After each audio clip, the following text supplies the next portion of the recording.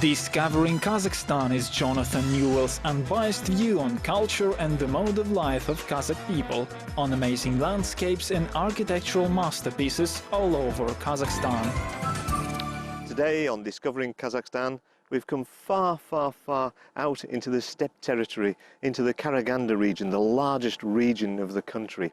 And we've come to this city called Zhezkazgan. And this is a place that was recently built during the last century to serve one purpose really, and that is to make best use of one of the rich resources that exists in Kazakhstan. And the clue actually is in the name of the town. Zhez is the Kazakh word for copper. So this is Copper Town, and the whole industry here surrounds itself around this precious resource. Hello, are you going to Zhezkazgan? Yes, can I go with you? Okay, thanks. The sign at the city limit of Zhezkazgan reflects its main function with the depiction of copper being poured from a large ladle, and is a favourite stopping point for wedding parties as part of their city tour. Of course, Zhezkazgan, like many towns, has got a very interesting and rich history, and the history here goes very far back, as I'll explain to you. So the museum here in the centre of the town is named after the father of Kazakhstan geology, Kanish. Now, this museum shows a lot of the history that goes back far into ancient history, because that's where it all began, of course, when we're talking about the various minerals that are available under the ground. And in fact, Zhezkazgan has a very unique position because it's in the very heart of Kazakhstan, which itself is in the very heart of Central Asia. So we're right in the center of this huge, great big landmass. So you can see that over geological periods of time, an awful lot has happened here. So let's have a quick look around this museum and try and see where Zhezkazgan and its mineral wealth actually came from. Of course, the further down you dig, the further back into history you go. And this case shows the ancient history beneath the ground here at Zhezkazgan and the nearby Ulutau Mountains.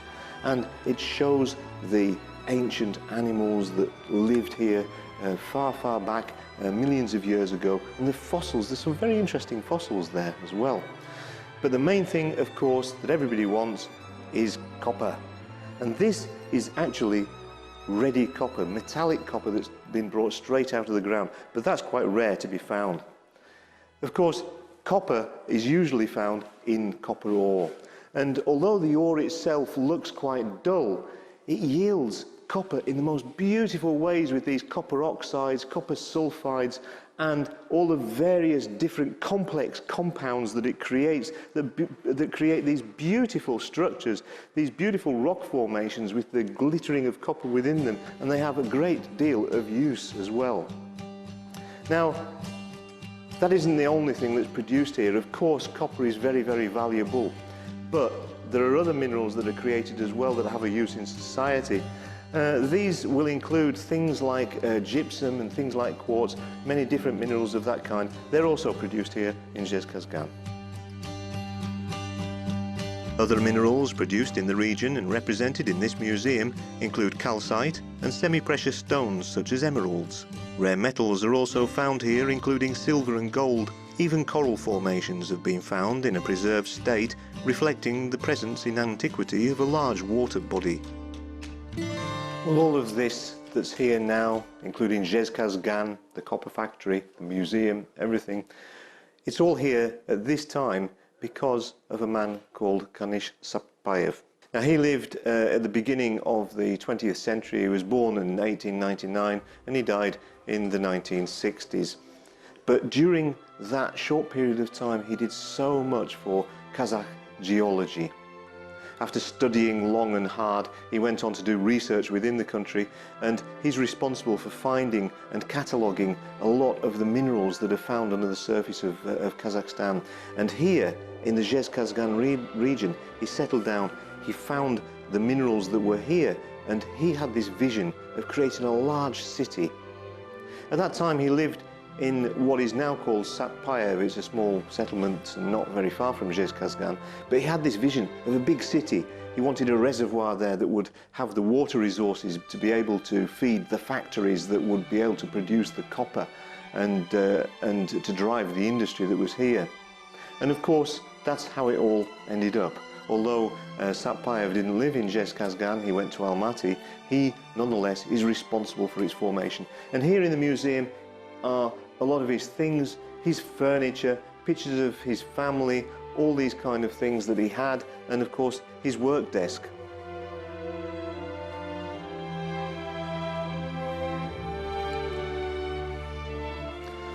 Well, Satpayev isn't just seen as a geologist by the people of Kazakhstan. He's something of a national hero to them because he did so much for the development of the economy of the country, but also he had a very patriotic attitude towards the country. He was never involved very much with politics. He didn't want to be involved with any of that. He just wanted to do the right thing for the people. And he created books of mathematics, geology in the Kazakh language so that people could learn these kind of sciences that he was very good at and which he understood in some depth in their own language. A great geologist of his time, Kanish Satpayev became the most influential mining engineer in Kazakhstan's history and was prolific in his work. He is now immortalized by monuments throughout the country, street names, institutions, and a university all named in honor of him. Of course, having discovered such rich veins of copper in the region, they need to know what to do with all of that. Well, after Satpayev had created this great complex and this city to support the exploitation of the copper, eventually this factory for smelting copper was produced. This is the Kazakh mist factory, which is in the heart of Zhezkazgan, and we're going to go and have a look at that now. Behind the office frontage, the large complex of the metal production facility has a unique industrial landscape which the company is renovating with the inclusion of grassed areas, landscaping and gardens to provide a better environment for its employees, as well as improving the ecology of the grounds. We've come to the main smelting plant here at the Kazakh mist factory in Zhezkazgan, and you can see behind me what's going on. It's an amazing process. They're taking the copper of very low purity to begin with, and it gets purified through various different melting operations, and it ends up here onto this automatic carousel. It's fully automatic, there's no manual handling at all, on which they're casting these ingots, which are actually anodes that are going to a process that we'll show you later. They come off, they get cooled through this water, which is completely recycled water. Zhezkazgan is in the middle of the steppe, and so they use very sustainable processes here, including the use of recycled water there. So these things are then taken off and taken to the next workshop. Some of the rough castings can be sent straight to the electrolysis workshop by small trains when they are removed from their moulds, whilst others have to be trimmed in a fully automatic stamping machine to provide them with the correct profile. It's big. How many of these cells have you got here? So normally we have just one cell, but totally we say like one big cell. It's like around 20, 36. Each of them has 13. So 26. 26 of them. Yeah, we have 26, and a whole the workshop we have around like 90. Wow. Well, Mukambeet has just been explaining to me about this workshop, which is the electrolytic workshop. The copper anodes that we saw in the smelting shop have now come over to here, and they've been dipped into these tanks. There's an anode and there's a cathode. The anodes that come in are dissolved, and the copper from them is deposited then onto the cathodes, and that copper becomes then the purest form. And we've just seen that they've just taken away the cathodes from there. The whole process takes about 18 days, so it's quite long.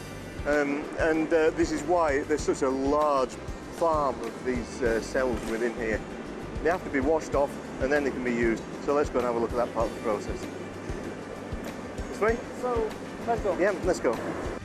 You went on a scholarship program to Germany to do your master's degree. What was that in? I studied 3 years in metallurgical engineering at the Aachen University. I did a master's degree, and it was amazing. All the coverage, financial support covered by government. Right. And in 2014, December, I graduated, and since February, I'm here. And what do you think about, you know, coming back to Kazakhstan and working? What's your future going to be like here? So, first of all, I have taken like theoretical knowledges, and now I need a practical. So here I'm a new graduated student who is looking forward new opportunities.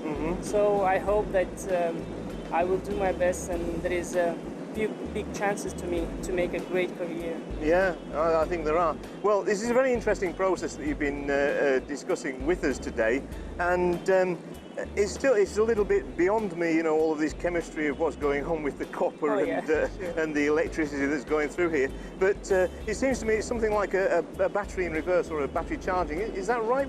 How would you describe it? Actually, it is. It's electrolysis, and which is working on our normal smartphone battery. Is also using current. So current, we use also same current, but the different, quite small difference. We are depositing here copper and using this currency power, but in our smartphone battery we're using our electrolysis process, but current we use for our smartphone to speak, to use some applications and connections. Right, okay, but it's a very similar process. So why do you do it, you know? Because you're taking copper off one thing and sticking it on the other thing. What difference does that make? First of all, as you know, we're cleaning our copper because it was ore, then we got concentrate, and then we got mates, then we got blister copper, then we finally made a copper anodes, which is 99.8 pure copper. However, on the market value, they are looking for pure metals, which is valuable for electrotechnical applications like smartphones and high tech. Therefore, they need more cleaner copper. Super, well, thank you very much for showing us around. A very interesting process. Okay, thank you. Thank you, Makabet. So this is the finished product of this factory. Tons and tons and tons of pure raw copper. If you like a dabble on the stock market and you like to play with stocks and shares, if you're buying copper, this is what you're buying, a chunk of this stuff here. Well, all of this is going out on the freight train that you can see behind me there. It's going to disappear off into the distribution chain somewhere. Don't know where it's going to end up. It could end up as your kettle, your next mobile phone, or it could just be a roll of wire that's used for cabling. Nobody knows. But certainly it's going to be used in some useful product somewhere in the world. The mining, separation, melting, moulding, trimming and electrolysis all result in the final raw copper, packed in blocks ready for shipping to its destinations, where this versatile and valuable metal will be used in dozens of industrial and commercial applications.